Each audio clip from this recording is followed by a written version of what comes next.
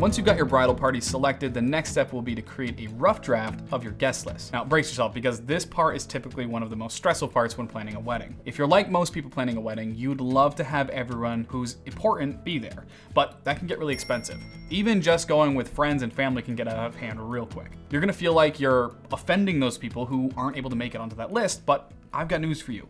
It's just a wedding. They're still gonna be super happy and will understand why you kept things small. You need to be able to work within your budget and your comfort zone. Speaking of budget, remember when we mentioned that catering tab in the budget calculator? Well, pull that up and take a look at it. Depending on what you listed as your total wedding budget will in turn determine your catering budget. So if we then click on the catering tab of your budget calculator, you can see this budget broken down into its low end and high end estimates. Now, here's where you need to do your research. With each of these potential catering options, take their estimated cost per plate range and plug it into that catering calculator. So let's say I found a caterer that is quoting me a cost per plate of $50 to $55. I'll plug that into the range of the calculator and hit enter. This will then give me a breakdown of how many guests I can accommodate within this budget, both on the low and the high end range. From here, I can determine if this aligns with my guest list. Remember though, you need to include your vendors in this count as well. So if after doing that calculation, you find that your guest accommodation range is much higher than your guest list,